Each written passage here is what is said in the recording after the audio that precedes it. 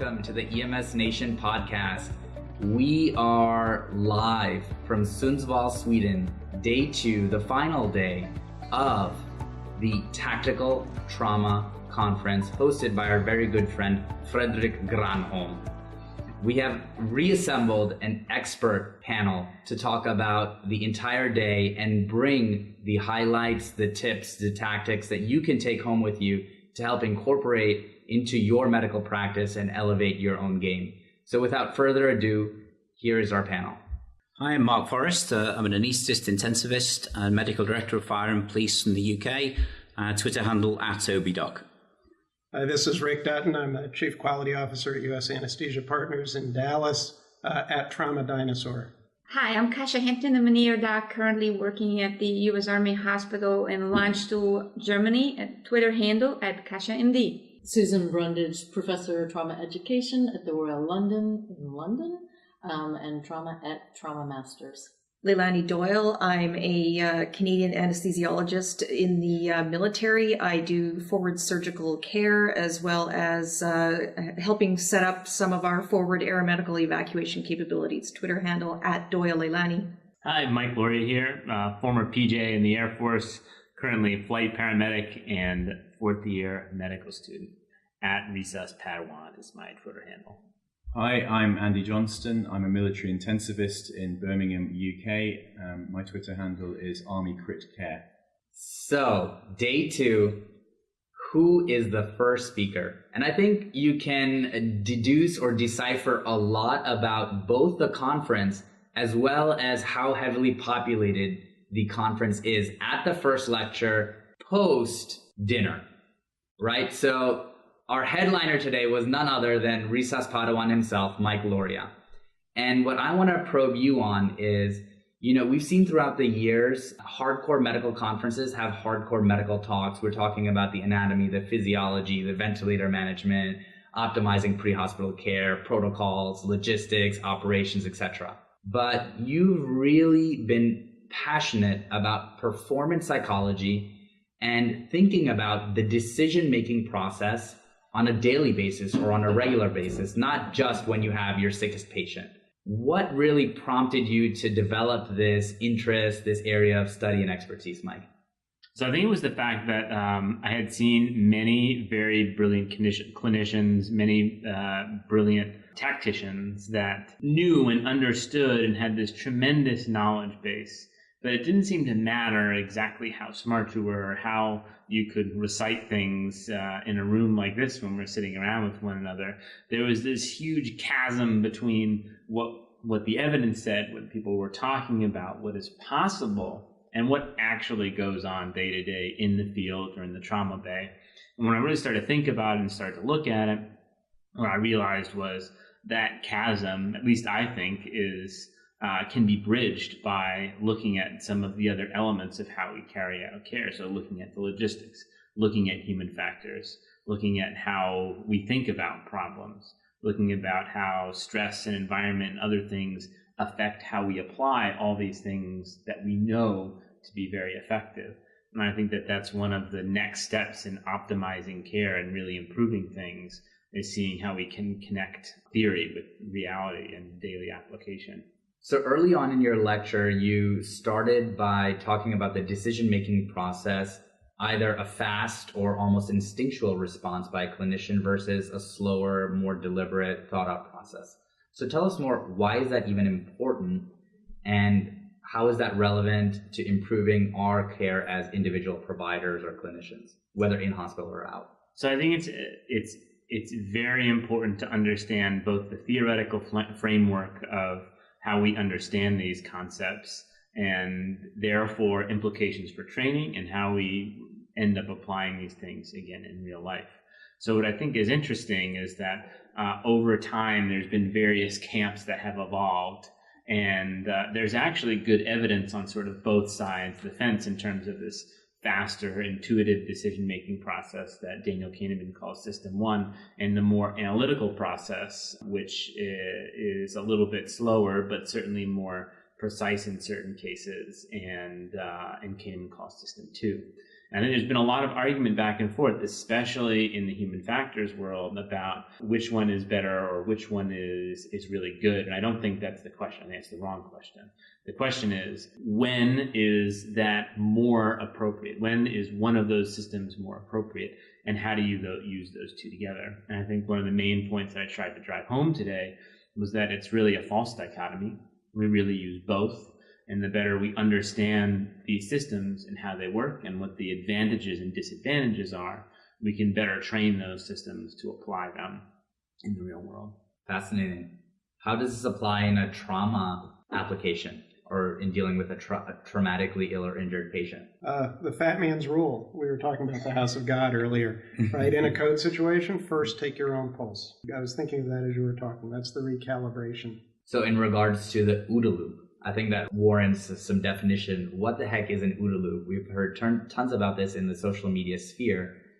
What's the definition? And again, I think, how do we incorporate this tool to help ourselves become better clinicians? So the tool was originally developed by a fighter pilot named John Boyd. What he realized was that the traditional ways that we teach people about decision making were either flat out wrong or didn't apply or were not helpful in situations when you're flying hundreds of miles an hour and engaged in a dogfight. I think that's directly applicable to the things that we see, because as we know, in critical injuries and critical disease, critical illness, sometimes these things, especially in acute and hyperacute situations, are evolving so fast that you don't have time to get all the information. You don't have time to get lab tests. The patients are deteriorating in front of right in front of you, and you have to be able to make decisions at a pace that is faster than we traditionally teach clinical decision making in medical school and in training after medical school. So I think what Boyd did in a very intelligent way was begin to break down the steps of how, number one, how you make those decisions, and number two, how you can develop training and structure your own personal development to make that decision-making process faster. And I thought that was very interesting, coming from a non-academic to take a very academic approach to something that was very practical. And I think in some cases that it's very helpful in medicine to take a similar approach, look at things from a very practical, experiential standpoint, and then add in shades of academia that allow us to really look at the science and the evidence behind things to uncover how we can apply the tools like the OODA loop to improve ourselves. And for reference, one of the things they forgot to do was actually define what the OODA loop was. And that loop that Boyd talks about stands for, it's OODA, OODA, and it stands for Observe, Orient, Decide, and Act. And what Boyd believed, his theory was that essentially you take in information from the world around you, you process that information, so you orient, so you either pattern match it to something you've seen in the past, or perhaps you analyze it in a very structured manner. Based upon that analysis, you decide on a course of action. You take action, and then based upon the effects of whatever action you take, you begin to observe things again, and you continually go through this cycle during a resuscitation or during a dogfight or wherever you're doing. And that can help you accelerate your decision-making process and hopefully get ahead of either the bad guy or the disease process. So that's a little bit like the NASA bold phase, where it's something you've just got to do. You don't have to do there's not a lot of thought involved. It's, door of the spaceship's open, the tube's disconnected, the room's on fire. You just instinctively do something, whereas other things may take a little longer to go through. Is that all part of that? I think it's part of it in a sense that in very emergent circumstances, or circumstances where there's something very obviously wrong, that you don't necessarily have to think about, well, I wonder how the endotracheal tube became dislodged. Just connect it, right? And then we can worry about that stuff down the line. So I think it absolutely is, yeah. So that's a great point. The frequency of your OODA loop can be variable dependent on the disease process itself. So in other words, how often are you reassessing? And I think as human beings, we have a tendency to anchor or bias cognitively. And certainly in the resus bay, we can become anchored to a particular diagnosis, which may in fact not be correct. But employing the OODA loop and using objective data for reassessment can certainly help your patient and help you break free from that sort of cognitive bias. The pattern recognition is very important for the fast action when you need fast action. I used to teach my residents the 1 second look. As the patient rolls by me in the resuscitation, you just look at them. And if you do this, stand up and go with that instinct because you matched a pattern there, there's something really wrong and you probably have something to do. But at the same time, you have to be able to break out of the pattern when it's inappropriate or it's not working. And that's where the metacognition or the mindfulness is important to say, wait, I need to step out, think about it, try again. I think you're absolutely right, too, about the frequency. For example, one of the aha moments I had was I had seen a friend of mine who was a fighter pilot, and he had video footage of during training. I mean, they're screaming across the sky and doing these training engagements. And you see him constantly looking down, constantly looking around, down, around. And he said what basically he was doing was you're constantly checking in for instruments and then scanning around you. And when it clicked was I was actually working with an anesthesiologist who was resuscitating a very, very sick trauma patient. And he was explaining afterward how the sicker the patient is, the faster his scans go through from the tube, looking at the patient all the way back to the anesthesia machine, looking at the monitor, all the vital signs and everything else. And he said, essentially, in an active resuscitation, it's constant. The frequency is on the order of seconds. He is constantly looking back and forth at all those parameters, especially when he's giving medications or doing things that might alter any of those physiological parameters. Seeing those similar behaviors and adapted skills by both of those gentlemen had never read anything. That was adapted technique that they had learned through experience and through their mentors. I really thought there was something there. It's interesting the way a trauma resuscitation bay functions in the U.S. is different from the way it functions in the UK. So in the US, it's a lot more what Rick talks about and come in as a trauma surgeon and have that scan and do the OODA all the time subconsciously. The UK is very structured, and particularly in the military, we'll have seen the difference between the way the US military and the UK behaves. There's a real trauma team leader, and they are tasked with running the room. Do you think that, for those of you that know that, and Rich is smiling, do you think that the trauma team leader has the ability to OODA, or do you think they're too task-oriented? It's a good question. I've seen both, and the contrast can be marked. You've seen a trauma resuscitation at shock trauma, which 20 times a day, very expert environment, and it's a complete scrum. And it looks like utter chaos if you just walk up on it, but it is very fast. And we'll get to the right answer very quickly, as opposed to the very regimented approach, which I've seen in other trauma centers where one person's in charge and only one person at a time is talking, and it's stepping down the list that will also get to the right answer, but often a lot slower, but you don't miss anything.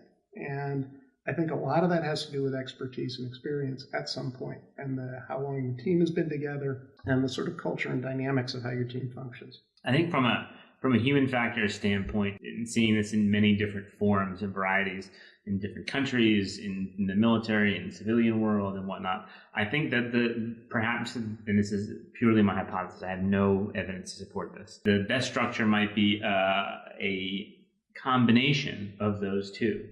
If an experienced trauma surgeon or anesthesiologist walks in and sees a patient with an endotracheal tube that looks appropriately placed and that you can see chest rise, but one side of the chest is really not rising and there's subcutaneous emphysema going up the right side of his chest with clear indications of trauma, do you really need to sit there and go through step by step before you get to decompressing that side of the chest? I mean, that almost seems very silly, right? But ultimately, you can get into trouble if you don't at some point revert to a very structured and careful review system by system. So I think perhaps the best system might integrate those two, where you can have someone who has the experience, who has the ability to pattern match and recognize, very quickly say, okay, pause for just a second, there's clearly something wrong here, we're going to fix it, and then return to a much more methodical review of the patient. Yeah, that's the exact example I was thinking about. I was at Vanderbilt as a visiting professor, gave a talk on hemorrhage. They had a trauma page right after my lecture. I said, you want to come down and watch? So I go down to the emergency room, and very structured approach. Whoever I was following brings me in the room, introduces me to the ED charge nurse who's getting ready for the patient there, and she says, "Oh, this is how observers work. You stand here," and there was a little taped box on the floor that said, "Observer, don't say anything." Like a cat. Yeah. And so I stood there and I watched, and it was a multi-traumas MVC, and that guy had some injuries, and they intubated him, which was cringeworthy, but successful. And then I'm standing there. I knew for 15 minutes that he had a tension pneumothorax. I was just dead certain of it, standing there. And it took them 15 minutes to get to that because they finally got to chest x-ray and somebody identified he had a pneumothorax.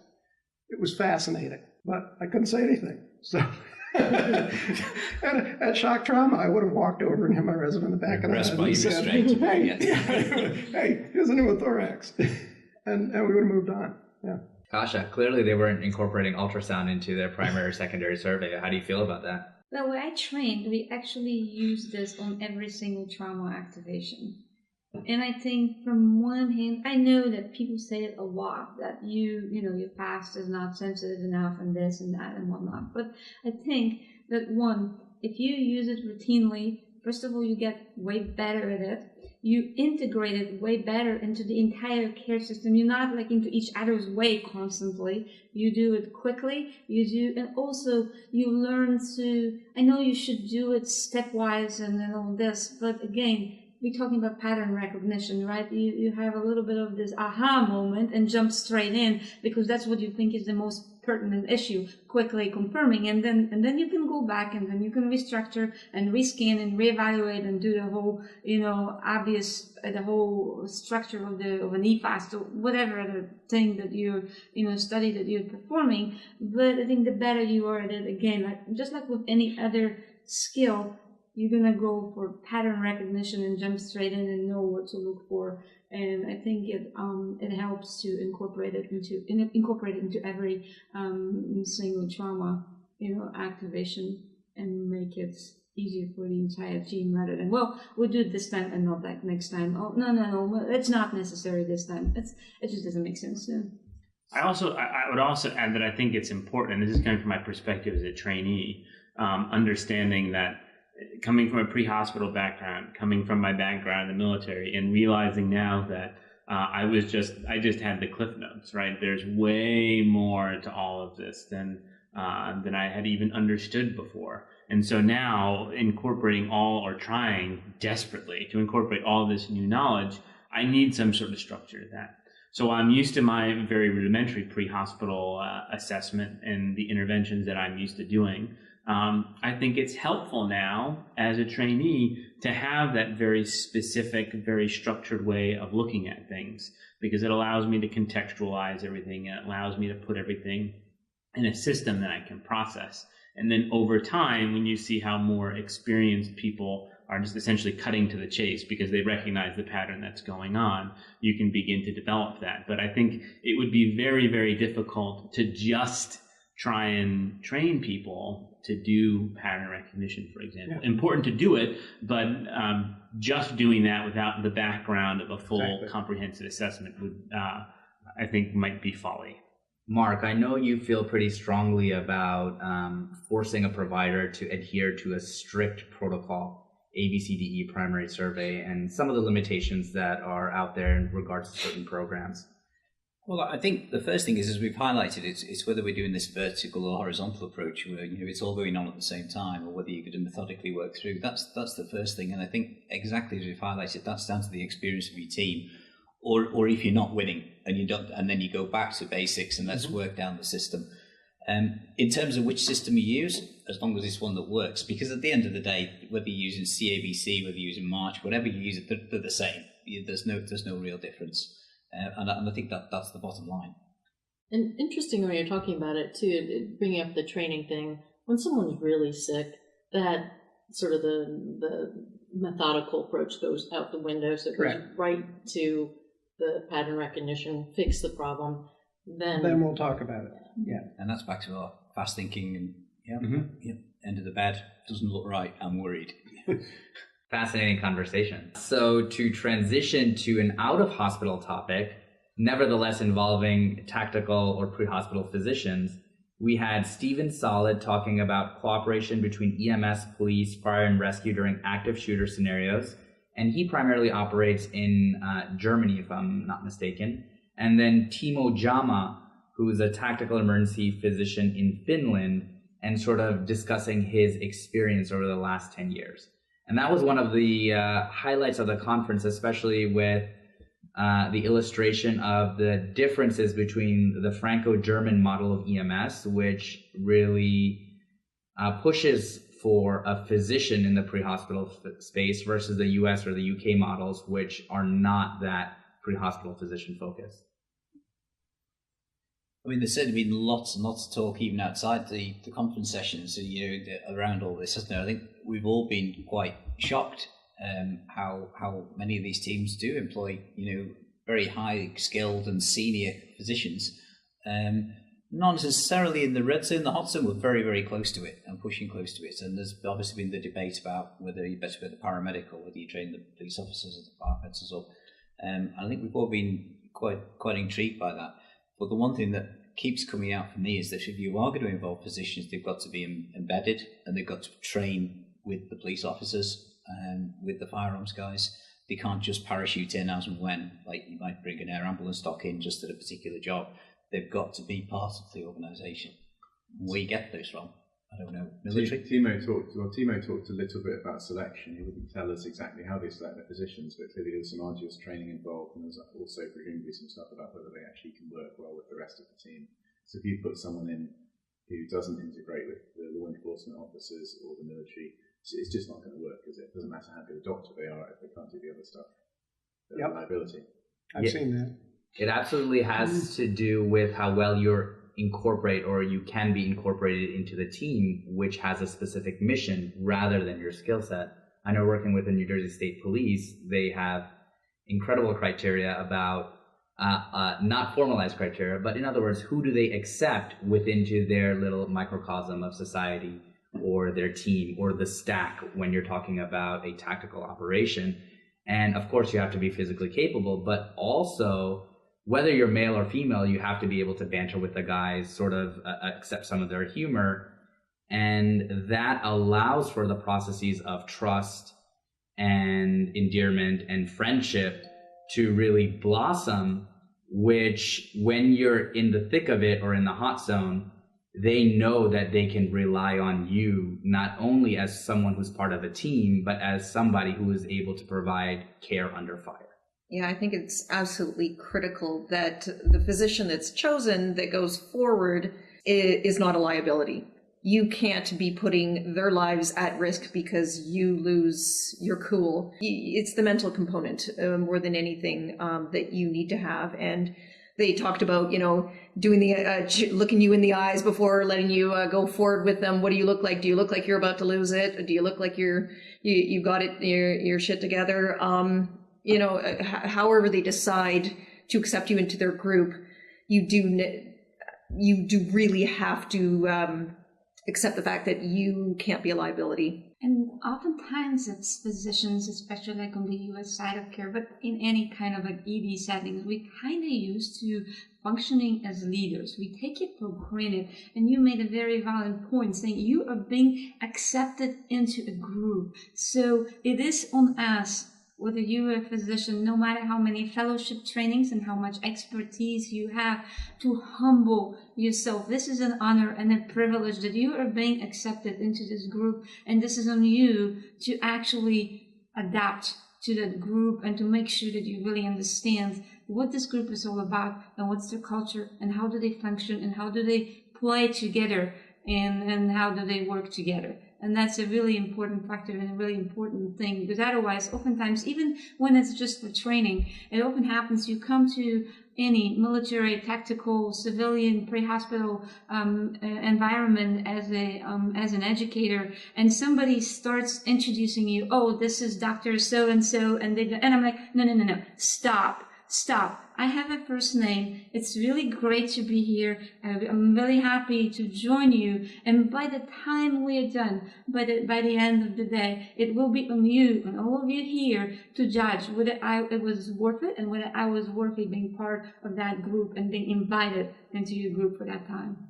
So how are you adding value to the team in general? And sort of just to go out of order here, Mark, you were focusing on the importance of integration or having somebody, a tactical provider, embedded within the team. Yeah, I think that comes back to the last point, really. The fact that it was highlighted by at least one of the speakers that you are just one asset in the team. There are the breachers, there are the snipers, there is the physician, but I think you can never be like that if you just, as I said before, just parachute into the particular incident. You've got to train with them, live with them, interact with them on a day-to-day basis. The other interesting point that you drew out in the open conversation was the fact that they're reassured by having someone with a greater skill set, which I don't think any of us really registered before. And I know we were discussing this. So let's just pause and explain to the audience exactly what we're talking about. So during the panel conversation with Matthew Langlois, who was a raid physician who responded to the Bataclan attack and is an embedded tactical anesthetist with the Parisian SWAT team, and also with our Israeli doctor, Ishay Osfield, who is a cardiothoracic surgeon that works with the Special Forces, they were actually really promoting the concept of a tactical physician.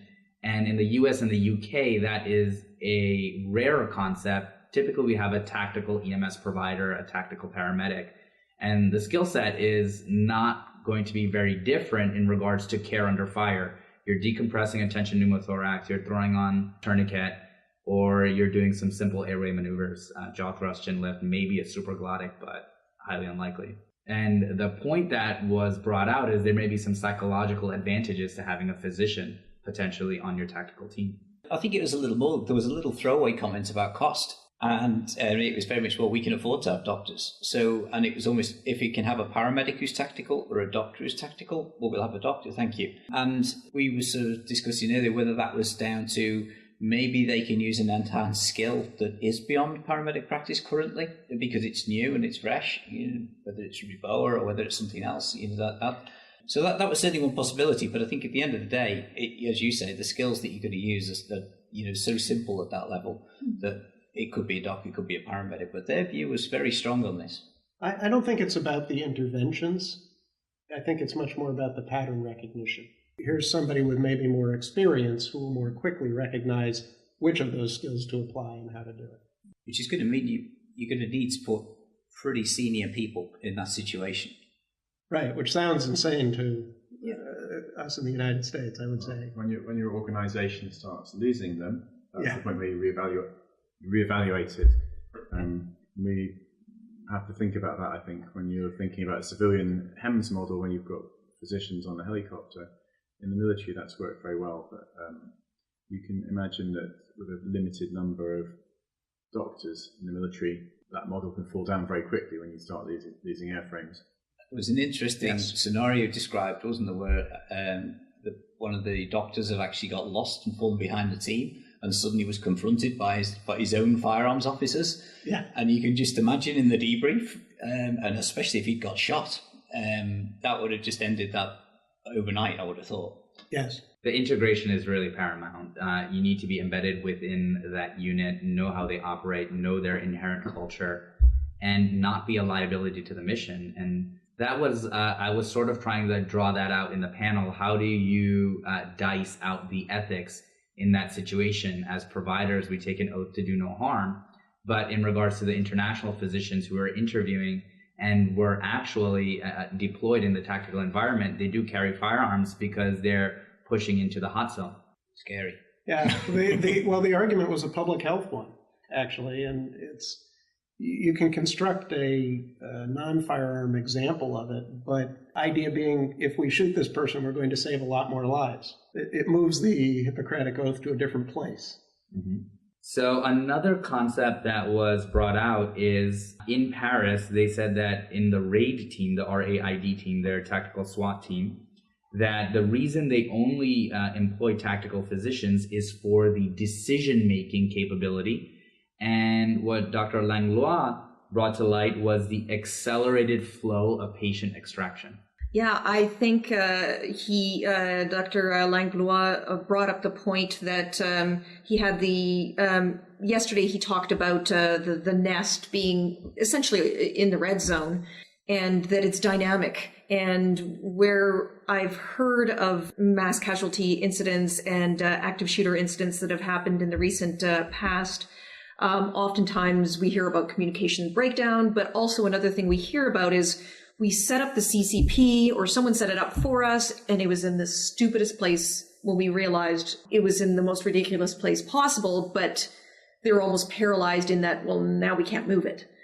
Whereas Dr. Langlois, his talk brought up the fact that it's dynamic. It can be moved, and perhaps that's where the physician's role is, that the decision-making, the senior level decision-making of where things can be, where they're going to go, and that's what we brought to bear, in his opinion, in the tactical situation, the physician decision-making. To tie it to the earlier discussion, it's more the senior physician, higher order thinking. It's not just this patient's sick, but it's also these patients are well, let's get them out of here. We can move this, the out of the box and stepping out of the protocols. Part of it, I think, is something that is much easier for a physician to do often in that situation. Plus, if the provider is embedded within the team, he or she holds some level of authority with the team as well. And trust. Authority and trust. So while the primary group is focused on threat suppression, he may go in with a secondary group under force protection and start directing them for extraction of patients, which is in a U.S. model, even in the rescue task force, where you might have firefighters or EMS providers under police protection, it's difficult to direct assets which you're not integrated with. And I'd say my opinion as a paramedic would be, and granted I'm biased now that I'm going to medical school, but I will say that it's such a force multiplier to have someone with a higher level of training there to help you out. And for those who sit around, as long as they're not a dick, right? As long as they're not a pain in the butt, as long as they've met all those other prerequisites that we kind of talked about, they're appropriately trained, they understand the environment, they understand the team, and that's because if anyone has ever actually done this for real, if you're the paramedic doing the treatment and the triage in the hot zone, you're like a one-legged man in a butt-kicking contest, man. It is really, really hard. And so when you're extracting people, providing interventions, bringing somebody to a CCP, and the team leader says, I think we need to move the CCP, now you have to direct all the movements, and by the way, you had already had this model in your head about how you're going to get people out of a crashed helicopter, out of a room, out of a building, and then you have to pause and then re-engage with that. If you could have someone standing there in the nest or in the CCP or wherever to help in that decision-making process to increase the flow, it just makes my life so much easier. And on top of that, from a performance standpoint, now you've actually divided that cognitive load in two. You have one person with eyes on doing a lot of the technical stuff, doing the extrication, extraction, the immediate interventions, and you have someone at the CCP who has a larger view of how these patients are going to be moved, who really needs to go first. The sub-triage of you have red and then you have red, right? Who really needs to go now? And that is really, really helpful, especially when you can't pattern match or recognize things, especially when you're unsure, to have someone else there who can say, you know what, no, I think he can stay, this guy needs to go first, is incredibly helpful. It's a big de-stressor. The cognitive offloading of the provider. Absolutely. Yeah, on the cognitive side, the physician brings probably a finer understanding of risk versus benefit and thinking that way, because we are all trained to think that way. And then, whether justified or not, confidence in a decision once a decision is made. And I think we overlook the fact that a lot of the skills, as we have mentioned in tactical environment, are relatively simple. They're relatively straightforward. But I can tell you, you get into tactical field care and you're doing some interventions or trying to get vascular access or whatnot, and we have a lot of tools and tricks. But I have seen the best medics still struggle sometimes to perform procedures. On the civilian side, we've had patients that we can't decompress them because of their body habitus. You have trouble getting access to the lateral aspect of the chest. And I can tell you on more than one occasions, I wish that I had someone that was more experienced than me that can tell me if I'm, how to troubleshoot, what I can do to get the particular skill done. So I think we overlook that a lot, especially because we think about tactical medicine as being relatively healthy individuals of good body habits, not necessarily the civilian environment. And we've also overlooked the fact that your training as a tactical medic isn't necessarily designed to address some of the needs of various patient subpopulations with a number of comorbidities that I don't see on a regular basis and might be sort of outside of my perspective or range of thought that someone who works in a trauma center or is very familiar with this as a physician might have.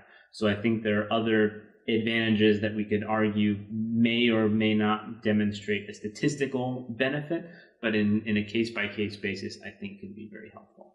Dr. Ostfeld also brought to our attention in regards to his experience operating in Israel. Knowing the motivations of the attacker can actually be quite helpful in regards to the response to the event. What did you guys think about that? I think that it presupposes that you know what the motivations are early on, and you don't necessarily know. I mean, there were two main types of attacker: the ones that were suicidal and were going to die at the end of their mission, whatever happened, and the ones who were going to take hostages or at least intended to survive after their mission. And I don't think that you can tell when you're confronted with an example. We could talk about the Las Vegas shootings where it's still a mystery. It's a mystery, but there's a suggestion the guy intended to survive, even though he didn't. How would you know for the first hour or two? So the dichotomy times two, etc., was: is the attacker suicidal versus non-suicidal, and then engaged versus disengaged? So maybe we could just highlight some examples of different events. And so 9/11, engaged, right? They were the hijackers were on the plane, so they're right there. But the suicidal question was very important. And I think one of the things that happened on 9/11 is on the fourth plane, after the first three had flown into a building, it was pretty clear to the people on the plane that they were suicidal, at which point, no reason not to storm the cockpit.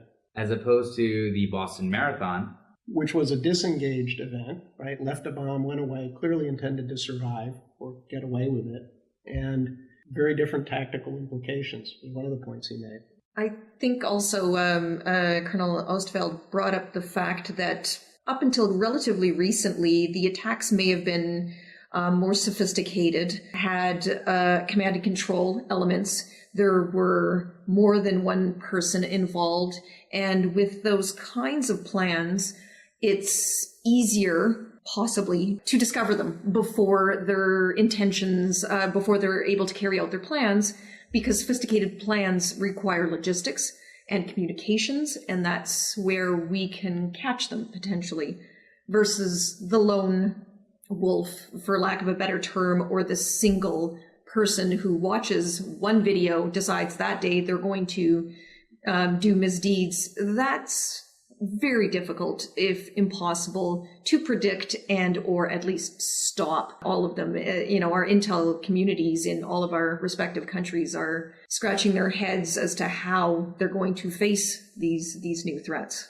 Along those lines, the intentional vehicular assault is something that, troubles me, because there is no obvious solution to that. The car that you drive in every day can become a weapon of mass destruction. And it's certainly challenging to contemplate those things. I remember hearing recently, we had an attack in Edmonton, Alberta, Canada, and some of the lessons learned from previous attacks in other places were that the vehicle, I can't remember, there's a term for it, but basically you're supposed to intentionally ram the vehicle in a way that it's disabled, basically flipped over and disabled, or something happens to it so that you can basically control the situation relatively rapidly. And the Edmonton police force need to be congratulated in the fact that they made a very quick decision that this needed to be done, that the intentions were to harm people with the vehicle. they made that decision quickly, and that they needed to neutralize the threat, and they did it very quickly, and they saved lives. No lives were lost. People were injured, but no lives were lost. And this could have been catastrophic because there was, I think, a football game going on or some kind of mass gathering of people going on in Edmonton. And so at least, our police forces are learning from other events. In regards to learning and responding to events, a talk that I found incredibly uplifting and tactical with the specifics was Kate Pryor, who joined us on the podcast yesterday, Dr. Wibble. What did you guys think about her talk in regards to CRM top tips, crew resource management? Well, Kate was my trauma anesthesia fellow 8 years ago, and if I'd known she was that good a speaker, I would have put her to work well before this. I thought it was an exceptional talk. It was hugely powerful, wasn't it? I mean, the first sort of 5 minutes, I think the Twitter count just plummeted because everyone just sat there in utter awe as she told the story of that particular job on the MERT team. The big sick patient when she was deployed as part of her MERT team, MERT. Some tactics, though, she talked about was declaring the emergency early on so that the entire team is incredibly aware of the potential ramifications of the event or the response. I think that's very useful. It kind of plays into the shared mental model. If you've got a team that's made up of a doctor, paramedic, and some nurses, all looking after multiple casualties at the same time, there comes a point where you might need help from someone else, or you need the rest of the team to know that you're doing something difficult. One of the things was they would have silence from the rest of the crew and from the pilots during a difficult procedure. But declaring it, making it all explicit, just means that everyone else knows what's going on. It probably makes it a bit easier to get it right. In other words, the provider is about to engage in a risky intervention, which is deemed to be necessary in order to salvage the patient. And the idea is to immediately alert the rest of the team that they are, by definition, cognitively overloaded. And I've had that experience working in the emergency department as well, where I'm in the middle of the resuscitation, incredibly sick patients, and nurses are coming in regards to other patients I may be managing and saying, hey, can I get a potassium order, or can I get a diet order? And I don't even hear them. And the perception is that I'm being rude or off-putting, but really I'm overwhelmed with the task and really focused in or honed in on that particular patient and the resuscitation. It's interesting because you hear another good example is when you hear radio traffic through control in the emergency services. And I know fire service can be really quite abrupt, and it's just wait out. That's it. And there's no comeback on it. You know you need to wait out. But it's not rude. But to anyone listening on, they might interpret it in that way. But it's very, very clear, and there's no dispute. In the air industry, it's called a sterile cockpit. On takeoff and landing, there's no unnecessary chatter. There's no chit-chat. What were you doing? What's going on? No one comes in and interrupts you. It's known that it's a risky maneuver, takeoff and landing, and so you basically put all of your team's attention to that one task, and people only speak when it's necessary. And I think we should adopt that more often in trauma and just medical procedures in general that are high risk. I found it really helpful during some of, still back in medical school, I've done some rotations in Germany, and in some of the hospital, what really got my attention was the fact that when you have an EMS handoff of a patient, everybody is just quiet. And they are talking so that everybody is on the same page and things are being written down quickly on the board, just like in a certain structured way. This is the handover. What I found sometimes disrupting during handoffs in trauma bay, EMS to ED handoff, everybody is talking about at the same time, and you're like, well, wait a minute, where is our focus? What is it all about? So I think yes, it's very helpful. Let's focus. This is that, this is going to take much less time when we all focus on this, and not that afterwards asking each other, what did they say? What did they say? What would they say? What was his, what was his glucose? What was his heart rate? What was his blood pressure? Those kind of things to make it really more structured, and everybody pays attention to what is happening at that very moment. So I think it's useful. That's formalised in our trauma centres, probably most of the UK now, where we have a formalised structured handover from the paramedics and the silence from the team. And we've started doing that on our cardiac critical care unit in Birmingham now as well, where we allow all of the faffing around, moving cables, swapping patients across the monitor, and then we stop once the nurses have done that, and we have a brief structured handover from the cardiac anaesthetist and the cardiac surgeon, and it's done in a very formalised process. People thought it would take a long time and it would slow things down, but actually it saves time. And the key thing in getting that into cardiac intensive care was saying we can do this for trauma patients who are dying, we can do it quickly, and actually improves their care. It doesn't delay things. Something simple that we do, again, very methodical on the handover and absolute silence in the room for it. But all the pre-hospital vitals and mechanism go up on a place where everybody can see. So, if 40 people walk in the room, nobody even has to ask what's coming in, what their vitals are. You just know where to look at the board, and there it is. It's a technique that can be used informally too, so it's a good one to have in your bag. So in my elective anesthesia practice, we'll be starting a case, and the surgeons are chatting about the basketball game, and the nurses are counting instruments, and I'm working with a CRNA, and we're intubating the patient.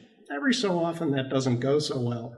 And what I've learned is, at that moment, if you say something like, "Get the code card," all of a sudden, everybody in the room is paying attention. You get a lot more focus, and you can get, and even if I don't need the code card, I have what I need, which is the rest of the room to shut up and pay attention or help me in whatever it is I need help with.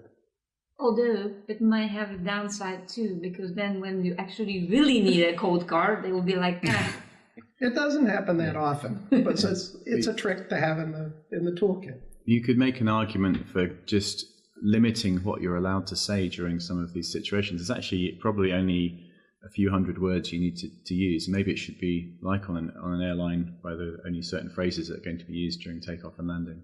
We could say we'll just limit what we're going to do during this process, rather than lots of extraneous chatter about certain things that we do, certain things that we say, and then everyone knows what's going on, and actually makes it all much more controlled. I think culturally, from the state side, taking the ego out of the patient resuscitation, or taking individual egos out of the patient resuscitation, is incredibly valuable in focusing, surprisingly, on patient care. So it's not about me, how many letters are after my last name, how many people are working for me, but rather to let EMS give a very clear, concise, detailed report without, distraction, to relay any interventions that have been done, additional information that may provide valuable insight in regards to that patient's care, sharing photos of the scene which may or may not be relevant, and really having profound respect for my pre-hospital colleagues to say that, you know what, you guys are really freaking good at what you do, and I trust you guys to operate in austere environments, and I really want to know what you guys did and what your interpretation of events are. That's it, taking the ego out of the resuscitation. We said, we actually use in the ICU, we use the word focus because we feel it's non-threatening, and if we're doing a resus and things aren't going too well and the chaos is creeping in, one of the team will just, focus team, and everybody knows, oh, right, everyone takes a breath, takes a moment, and then we move on. And, it's just far less threatening than many of the other expressions and words that you could use. It's like with sports, when you're a team, you have to be a team player and you have to all play together. And one person on a team doesn't win the event. So we all just have to realize and always remember that you cannot function without the rest of your team. And that goes with the flat hierarchy as well that Kate was talking about on the aircraft. In regards to the flat hierarchy, when an emergency has been declared, the provider is engaged in a life-saving intervention. The flat hierarchy component I thought was relevant because it's not saying don't interrupt me no matter what, your opinion is less relevant to me, but it's rather saying I'm engaged in a highly critical task, but nevertheless, every single member on that aircraft has the ability to hit the emergency brake. And she shared the story of like the stop. So it's like a stop. If somebody yells stop, it's a hard stop. No matter what, everyone stops. The idea is if one person feels that a patient's life is in danger or the thought process is flawed or an alternative intervention that is less risky could be attempted, everyone has an equal voice in regards to the flat hierarchy model. So that's something that we do pretty well in the British military, but we have quite a lot of work with other militaries and particularly people from further afield, and it often seems to be very difficult, and the idea that a nurse could tell one of the MDs what to do is very difficult for some people to understand. It's just so culturally different. Yeah, particularly if it's a nurse who's a woman and the doctor's a man, which is often the case with some of the people we work with. And trying to convey that actually this is good for the patient, and we want this to work like this. The lance corporal is going to tell the lieutenant colonel that he has to stop. Not everyone gets that for cultural reasons. I think we've got it working pretty well just now. It remains a common problem in civilian, where the nurse said, I knew he was about to open the wrong side of the head, but doesn't speak up. On that note, children are or are not simply small adults. Professor. They are little adults. They're just little human beings, and we treat them like every single trauma patient. Don't be afraid of them. That's the main problem, because it's so rare to see pediatric trauma and people get emotionally involved. They're just little people. That's it. I think that was fascinating. I know people like to banter about this comment, but the reason you're espousing this philosophy is actually to decrease provider anxiety. Absolutely. So the number one problem, I think, with people coming into a pediatric trauma resuscitation is just fear, because it's not something they deal with routinely. It's all easy. The Breslow tape's right there. The calculations are pretty simple. And I think the key is, like we've been talking about, preparing. So you get the EMS call, you make the calculations based on the child's age, you put them up so everybody can see them and they're aware of them, so that when the child comes in, the bandwidth can focus on their clinical care. I thought that was a really great takeaway tip. So EMS is obviously going to, call in and give you a report on your traumatic pediatric patient. Of course, or most likely, an age or estimated age is going to be part of that report. So why not use that time instead of talking about the basketball game or twiddling your thumbs or this, that, and the other? Already preempt and do your calculations, whether it has to do with fluids that need to be administered, or if the patient is ill and needs an RSI, going ahead and calculating your medications. If the pediatric patient is bradycardic, you can already go ahead and calculate your code dose medications, which significantly reduces the anxiety within the resus bay itself. Yeah, having everything ready, getting the tubes ready, the right sizes, and a number of options available at hand. You had some pretty neat takeaways in regards to tricks and tips for tube sizes as well. Can you summarize that via audio? Yes, that's due to Brent King, who is at Shock Trauma now. He was head of the DuPont Children's CMO, so good businessman, fantastic guy. I called him, I said, "What?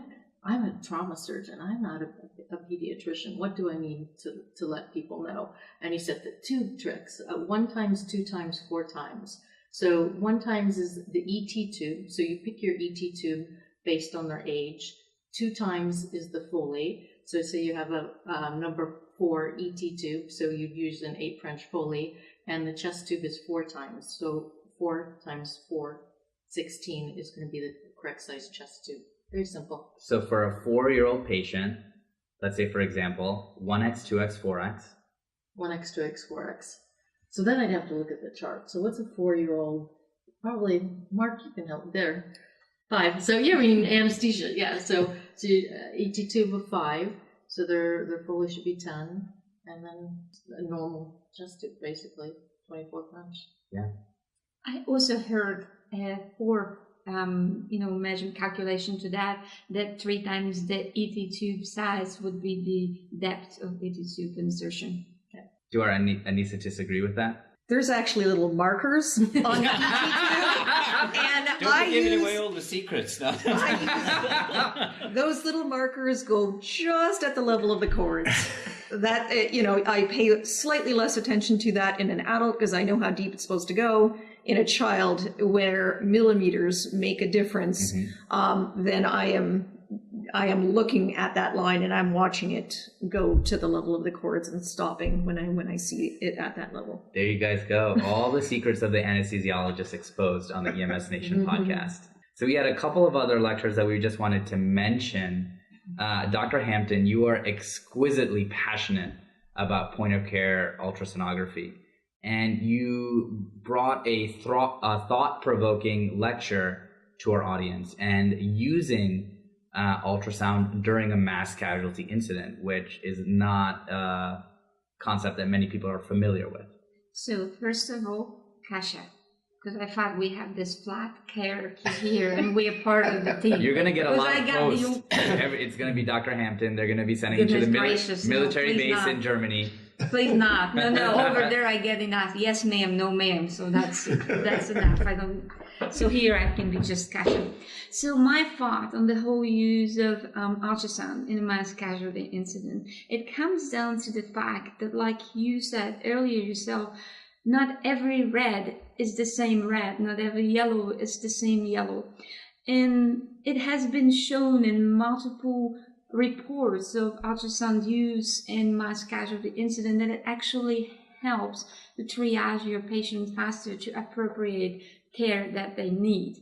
And I'm not advocating for just getting a mobile ultrasound scanning team and running around and scanning everybody. I want that to see that ultrasound as part of your clinical assessment, as part of what you do otherwise, with that little exception that, we say, let's do dynamic assessments, let's reassess, but serial abdominal exam, how, unless it's done maybe by the same person, how objective is that? But if you do serial ultrasound and you see, well, an hour ago I didn't see free fluid, but my patient is doing slightly worse, and now at once I do see free fluid. And I can give you an example that I had a pediatric patient with a renal injury that actually arrived as a transfer from an outside hospital, had a CAT scan then that showed no free fluid in the abdomen. Mm-hmm. But I was anyways doing a fast at the time of transfer. I was doing an EFAS on the child, and I'm like, wait a minute, I think there is some fluid around the kidney. And they were like, no, the fast was, the CT scan was negative. Nevertheless, an hour and a half later, I'm like, I'm going to just go look one more time. And at once I see this huge, big, amount of free fluid actually within the kidney capsule. So that child had a kidney injury. She didn't need an intervention, but it could have happened that she might have needed one. So I'm saying is this is a very objective data, that one image that speaks for 1,000 words. You, in the heat of a moment, trying to describe what you've seen and how it felt when you touched the patient belly. Well, it might be slightly worse, it might be slightly better, and whatnot. No, I want that objective kind of information that can be redone, reassessed, and reevaluated, and no matter who does it, the outcome is going to be the same. So I'm saying let's integrate ultrasound in the care of a patient within a mass casualty incident, especially if the resources are scarce and the number of injured by far outweighs the capacities of the healthcare system where that mass casualty incident takes place. So clinical integration, and one more time, clinical integration. And what I saw already, people were posting some tweets about like, well, what's the chance that you're going to have an MCI patient with a positive EFAS and it's going to be low? But then again, point of care ultrasonography is not meant to rule pathology out. It's oftentimes not sensitive enough to do that. What it's meant to do is to rule pathology in. When you see it and it's there, then it's real, and then it's 100% and it's for sure, because it is very specific. So we're looking for those, not so much no answers, it's not there. No, we're looking for the yes answers. And those yes answers, when they're there, they're pretty darn specific. And that's why I think you can make a difference in those big situations where you have to reassess, and make decision which red patient is going to go now. I think it's going to make the difference. And it's been done as early as 30 years ago during the Armenian earthquake. So by now, with much better technology, much more portable and smaller and more accurate devices, I think this is definitely the right tool in the right place. You also spoke eloquently about empowering your medics. Why is that so important? Yes, I'm totally passionate about teaching and giving that skill, point of care ultrasonography, to the medics. So that comes from my experience with training the military medics and seeing how easily they pick up the skill and how good they are at it. And what I think is that medic might not always, because they don't see as many patients, they don't perform the scans on a daily basis, but they can definitely obtain meaningful images, and they can actually show you those images very easy in some shape or form, whether it's being transmitted, over the distance, or you're right there taking a look at those pictures. And, they can have some assessment, some first interpretation of those images, but you can, it's much more of an easy discussion when you have members of your team saying, hey, I did this and this and that, I think this and this and that, hey, look, and this is the picture. In 3 seconds, you have all your answers. And I think especially if we think of mass casualty incidents, when you have that physician and making decisions, and you can't do it all on your own. And that's why if you empower your medics with that skill, you are going to be so much better off as a team. I love it. We're also on the precipice of telemedicine as well. So even to reduce liability in a system where you are using point of care ultrasonography with paramedic providers, we're knocking on telemedicine's doorsteps, whether that's for stroke patients and deciding whether the patient needs lysis or any number of things. The utility is potentially limitless. Faizan, it's interesting from a cultural terminology point of view. In the UK and Commonwealth countries, medic actually means doctor. So can you explain for the European and UK audience what you mean by medic as opposed to a doctor? So I generally meant non-physician. When I speak of a medic, I mean the non-physician provider, whether that be a paramedic, whether that be a nurse, whether that be in the US, like someone who has a doctorate in nursing practice, or a physician assistant, anybody who is a non-physician provider. My personal experiences with training, medics, which means, paramedics, the pre-hospital provider generally in the military environment, but I've also done some work with the civilian paramedics. That's a great question. So I think in the US, and we had a Sentinel document called the EMS scope of practice. So BLS is a basic life support. We have AEMT in the US, which is advanced EMT, some additional interventions to the scope of practice. We have our ALS provider, advanced life support, and pre-hospital physician. But nevertheless, your point is very well taken. In Spanish, for example, the word for physician is médico, which would translate roughly, if you are well-versed on your cognates and Latin, to medic. So very relevant scope of practice conversation. We are almost done, but we have so many anesthetists on this panel that I think I would really like to run through this potential scenario, because the consequences to overall patient care could be large. So traumatic brain injury. We have a hypotensive multi-trauma patient with a depressed GCS. How do I optimize my approach to this patient who we've decided, let's say, for example, requires an advanced airway? How am I managing fluids, especially if there's consideration of multi-trauma? Is there a set cocktail for RSI which would be optimal, or are there certain medications which would be suboptimal? And really, what does the literature tell us about TBI in general over the last 30 years? It tells you that we've made almost no progress in TBI. The care for the brain injured patient is 100% supportive, and we hope to get better. But unlike hemorrhagic shock, where we've made major and dramatic advances in the last couple of decades, management of the TBI patient is still very much supportive, trying to prevent secondary brain injury, and hopefully they get better.